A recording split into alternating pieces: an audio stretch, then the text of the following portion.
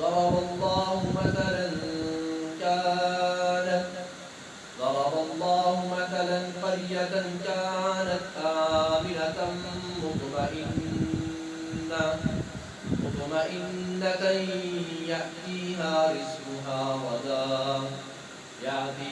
رزقها رغدا من كل مكان فكفرت بأنعم الله فأذاقها الله لباس الجوع والخوف بما كانوا يصنعون. وقال النبي صلى الله عليه وسلم إن الله يحب العبد التقي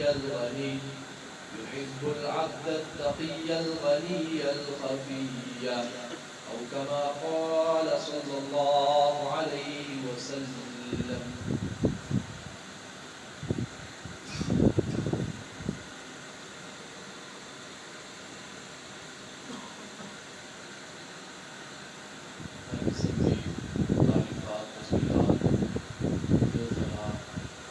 اللہ رب العالمین کے لیے اور درود و سلام پیارے پیغمبر ساقی کوثر شافی محشر سید الاولین والآخرین امام الانبیاء حضرت محمد رسول اللہ صلی اللہ علیہ وآلہ وسلم کی ذات اقدس پر جن کو اللہ رب العزت نے ہمارے لیے ہادی رہبر اور رہنما بنا کر بھیجا ہے. ضرب اللہ مثلا قریۃ، اللہ تعالیٰ نے اس بستی کی مثال کو بیان کیا ہے. کانت آمنۃ مطمئنۃ، کہ جس بستی کو اللہ پاک نے امن کے ساتھ اطمینان بھی عطا کیا ہوا ہے. یأتیہا رزقہا رغدا من کل مکان، اس بستی کو اللہ کی طرف سے صبح و شام رزق بھی عطا کیا جاتا ہے. فکفرت بانعم اللہ، تو اس نے اللہ تعالیٰ کی نعمتوں کے ساتھ کفر کیا، ان کا انکار کیا، ان کی ناشکری کی. نتیجہ کیا ہوا؟ فَأَذَاقَهَا اللَّهُ لِبَاسَ الْجُوعِ وَالْخَوْفِ، کہ اللہ پاک نے اس کو پھر بھوک کا اور خوف کا لباس پہنا دیا. فَأَذَاقَهَا اللَّهُ لِبَاسَ الْجُوعِ وَالْخَوْفِ، سارا کچھ ملتا تھا، یہ آگے سے ناشکری کرتے تھے، تو نتیجے میں اللہ تعالیٰ نے ان کے اوپر بھوک کو اور خوف کو مسلط کر دیا. بما کانوا یصنعون، جو یہ کیا کرتے تھے. عزیز بھائیوں، قرآن مجید کی یہ جو آیت آپ بھائیوں نے سماعت فرمائی ہے، اللہ تعالیٰ نے اس میں ایک بہت بڑی مثال بیان کی کہ ایک بستی تھی، اللہ پاک نے ان کو امن بھی دیا، اطمینان بھی دیا، صبح و شام رزق بھی دیا. سارا کچھ ہونے کے باوجود فکفرت بانعم اللہ، جس خالق کائنات نے سب کچھ عطا کیا ہے اس کی ناشکری کیا کرتے ہیں. ناشکری جو ہے آج ہمارے معاشرے کے اندر اس کو اتنا بڑا گناہ سمجھا ہی نہیں جاتا. ہر دوسرا بھائی یہ بات کہتا ہے کہ میرے پاس کیا ہے، کچھ بھی نہیں ہے میرے پاس. حالانکہ ہمارے پاس جو کچھ بھی ہے یہ بہت کچھ ہے، اور جتنا بھی ہے یہ سارے کا سارا عطا اللہ نے کیا ہے. جب ہم اپنی زبان سے یہ جملہ ادا کرتے ہیں کہ ہمارے پاس کچھ نہیں ہے، تو اللہ تعالیٰ کو اتنا غصہ آتا ہے کہ اللہ پاک نے قرآن مجید میں مثال بیان کی کہ ایک بستی جس کو میں نے امن دیا، سکون دیا، صبح و شام رزق دیا، انہوں نے کہا ہمارے پاس ہی کچھ نہیں ہے. اللہ پاک فرماتے ہیں فَأَذَاقَهَا اللَّهُ لِبَاسَ الْجُوعِ وَالْخَوْفِ، تو اللہ تعالیٰ نے پھر ان کو بھوک کا اور خوف کا جو ہے نا وہ لباس پہنا دیا. سارا کچھ ہونے کے باوجود کہنا میرے پاس ہے ہی کچھ نہیں. میرے عزیز بھائیوں، اس بات کو سمجھنا چاہیے کہ اللہ تعالیٰ نے قرآن مجید میں یہ جو آیت فرمائی ہے وَإِن تَعُدُّوا نِعْمَةَ اللَّهِ لَا تُحْصُوهَا، اگر آپ اللہ پاک کی نعمتوں کو شمار کریں تو شمار نہیں کر سکتے، اگر کرنا چاہیں تو نہیں کر سکتے۔ اس آیت پر غور کریں، اللہ پاک نے اس میں تخصیص نہیں رکھی ہے۔ یہ نہیں کہا کہ جس کو میں نے بہت کچھ دیا یا تھوڑا کچھ دیا، یا کوئی امیر ہے وہ غور و فکر کرے، وہ شمار نہیں کر سکتا، کوئی غریب کر سکتا ہے۔ اللہ تعالیٰ نے کلی طور پر کہا ہے، مجموعی طور پر کہا ہے، سارے کے سارے تم چیز ہے سمجھتے ہو میرے پاس کچھ نہیں ہے، سارے کے سارے غور و فکر کریں، شمار کرنا شروع کریں، اللہ پاک کی نعمتوں کو کوئی بھی شمار نہیں کر سکتا ہے۔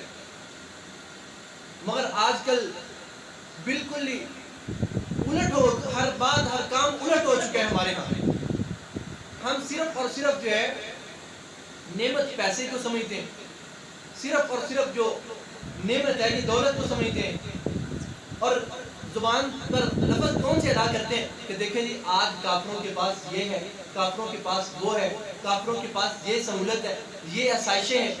قرآن مجید میں اللہ تعالیٰ فرماتے ہیں لا یغررک تقلب الذین کفروا فی البلاد، جو کافر دنیا کے اندر گھومتے ہیں، چلتے ہیں، پھرتے ہیں، رنگ رنگینیاں ہیں، بظاہر ہے کہیں ان کو دیکھ کر دھوکہ نہ کھا جاتا۔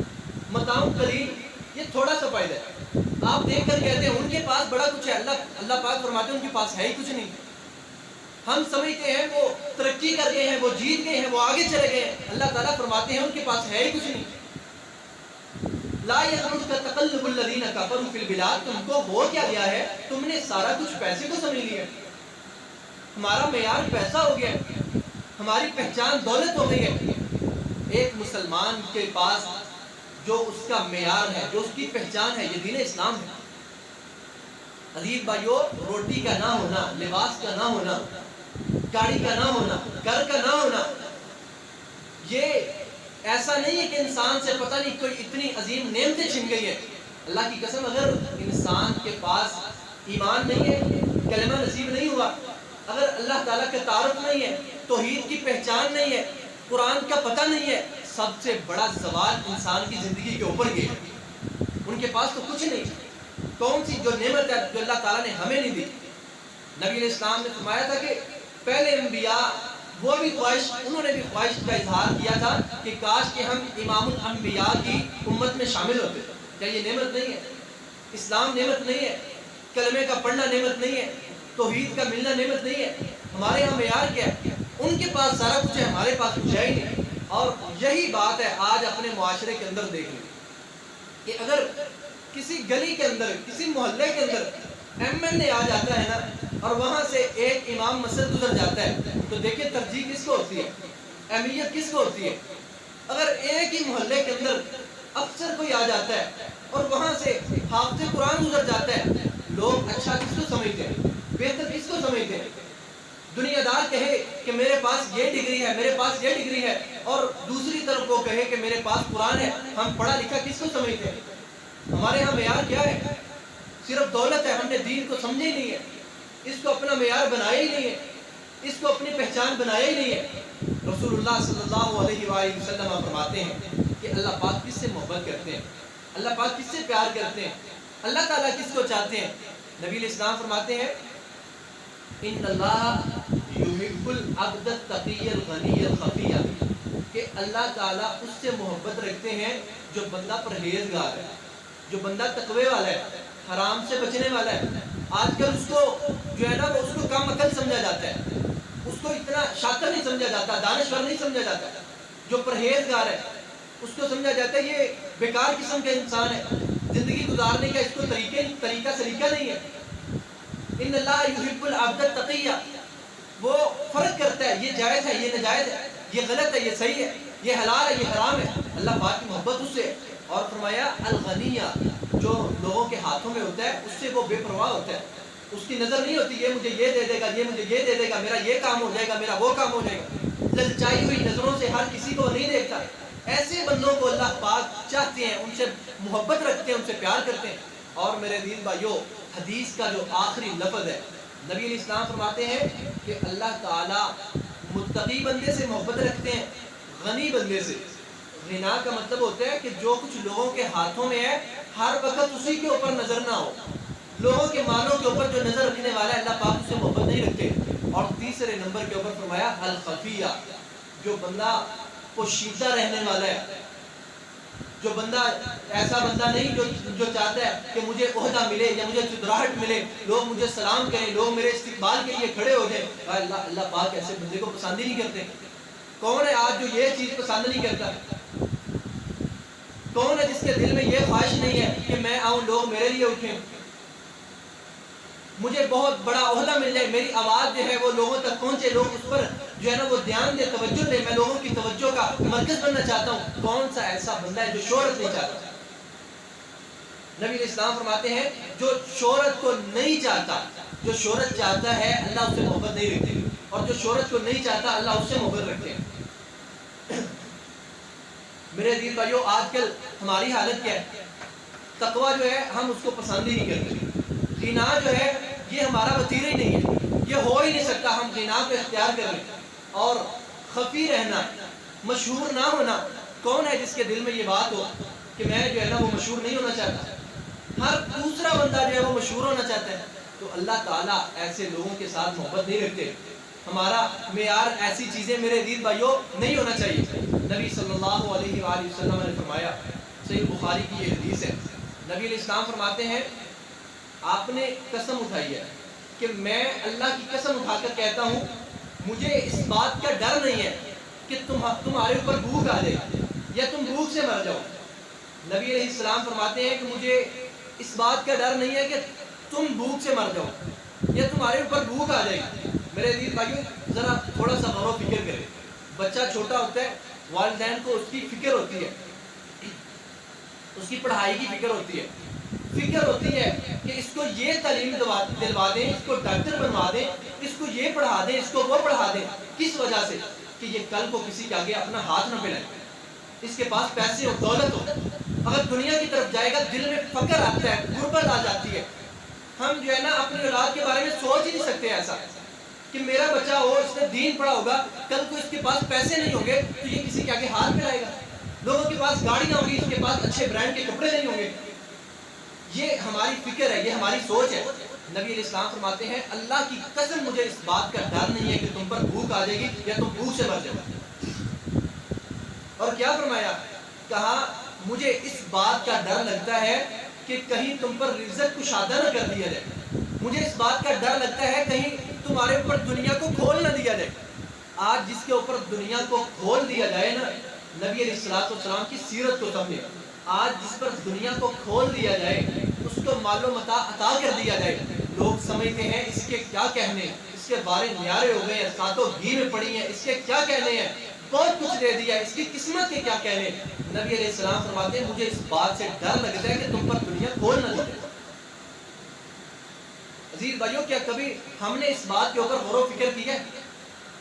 سچی بات ہے, آپ جب گھومتے ہیں, اللہ تعالیٰ نے عطا کیا ہوا ہے, اللہ تعالیٰ شکر کرنے کی توفیق دیں, مگر جن کے پاس اتنا کچھ نہیں ہے, جب وہ لوگوں کی اعلیٰ چیزوں کو دیکھتے ہیں تو الحمدللہ پڑا کرتے ہیں. جتنا کم ہے اتنا حساب کم دینا پڑے گا. ایک روایت میں آتا ہے کہ صحابہ کرام نے عبد الرحمن بن عوف رضی اللہ تعالیٰ عنہ کے بارے میں آتا ہے کتنے سالوں بعد عبد الرحمن بن عوف جنت میں گئے. صحابہ کرام نے پوچھا اے عبد الرحمن تم اتنی لیٹ کیوں آئے ہو؟ نبی علیہ السلام نے فرمایا تھا کہ عبد الرحمن جو ہے یہ چھلانگ مار کر جنت میں داخل ہوگا, یعنی اتنی خوشی کے ساتھ یہ جنت میں جائے گا. تو صحابہ کرام کہہ رہے ہیں کہ عبد الرحمن تم اتنی لیٹ کیوں آئے ہو جنت میں؟ تو عبد الرحمن بن عوف کہتے ہیں کہ میں اپنا مال کا حساب کتاب دے رہا تھا. تو آج اس پر دنیا کو کھول دیا جاتا ہے, ہم سمجھتے ہیں اس کی عزت بھی کیا کہتے ہیں. عزیز بھائیوں, جہاں پر یہ چیز نعمت ہے وہاں پر بہت بڑی آزمائش ہے. ہماری نظر صرف ایک چیز کے اوپر نہیں ہونی چاہیے, ہمارا معیار صرف پیسہ نہیں ہونا چاہیے. ہمارا معیار, ہماری پہچان دین اسلام ہے, ہماری پہچان توحید ہے.